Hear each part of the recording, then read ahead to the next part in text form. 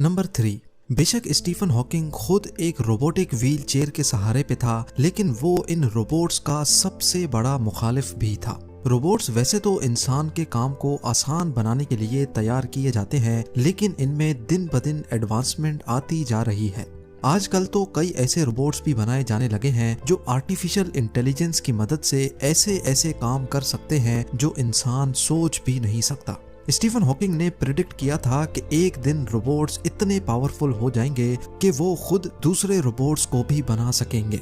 इंसानों के अंदर जो इंटेलिजेंस होती है वो लिमिटेड होती है, जैसा कि इंसान एक ही वक्त में सिर्फ एक तरफ देख सकता है या फिर एक वक्त में सिर्फ एक ही काम कर सकता है। लेकिन रोबोट्स की इंटेलिजेंस किसी भी हद तक बढ़ाई जा सकती है, जिनसे इंसान का मुकाबला करना नामुमकिन हो जाता है। इस किस्म के रोबोट्स की जीती जागती मिसाल इजराइल आयरन डोम में पाई जाती है, जो कि एक highly intelligent air defence system है। ये आयरन डोम एक ही वक्त में दर्जनों मिसाइल्स को हवा में ही निशाना बनाकर फाड़ सकता है। ना सिर्फ इतना, बल्कि इसके अंदर का रोबोट सिर्फ 1 मिलीसेकंड के टाइम में ये पता लगा लेता है कि कौन सा मिसाइल पॉपुलेटेड एरिया में गिरेगा ताकि उसको पहले निशाना बनाया जाए।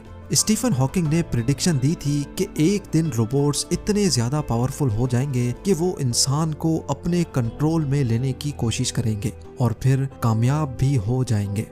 नंबर 2, ये बात तो हम सब जानते हैं कि इंसान की फितरत में गुस्सा और लड़ाई झगड़ा मौजूद है, जिसके कम होने का कोई चांस नजर नहीं आता। इस लड़ाई झगड़े की एक रीसेंट एग्जाम्पल रशिया और यूक्रेन की वॉर में देखी जा सकती है। अपने लड़ाई झगड़े को सपोर्ट करने के लिए इंसान ने ऐसे जानलेवा हथियार भी बनाए हैं जो एक ही पल में पूरी दुनिया से इंसानियत को खत्म कर सकते हैं। इनको वेपन्स ऑफ मास डिस्ट्रक्शन भी कहा जाता है।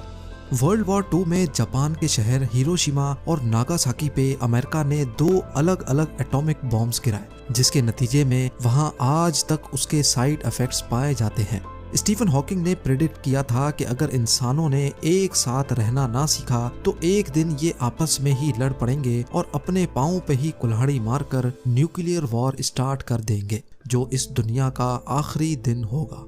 और अब नंबर 1, स्टीफन हॉकिंग की प्रिडिक्शंस में से सबसे खौफनाक है ग्लोबल वार्मिंग। हॉकिंग का यकीन था कि अगर ये दुनिया बाकी तमाम चीजों से बच भी गई तो आने वाले 600 सालों में यहाँ पर इंसानों का रहना नामुमकिन हो जाएगा।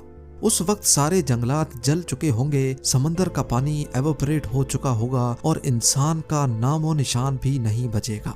इसकी सबसे बड़ी वजह बढ़ती हुई आबादी और नाकाबिले यकीन हद तक फॉसिल फ्यूल्स का इस्तेमाल होगा। हॉकिंग का कहना था कि अगले 600 सालों में अर्थ की वैसी ही कंडीशन होगी जैसी अभी वीनस पे है। अर्थ का एवरेज टेम्परेचर 250 डिग्री सेल्सियस तक बढ़ जाएगा, आसमान से पानी की जगह सल्फ्यूरिक एसिड बरसा करेगा और आग बरसाती गर्म हवाओं की रफ्तार 360 किलोमीटर फी घंटा तक पहुंच जाएगी। ये गर्माइश इतनी ही है जितनी खाना पकाने के लिए एक ओवन में सेट की जाती है। नाजरीन, जैसे स्टीफन हॉकिंग ने डॉक्टर्स की दी गई सिर्फ 2 सालों की मोहलत को 55 सालों में बदल लिया, ऐसे ही हम सब भी अपने अर्थ की लाइफ सिर्फ एक एक दरख्त लगाकर बढ़ा सकते हैं।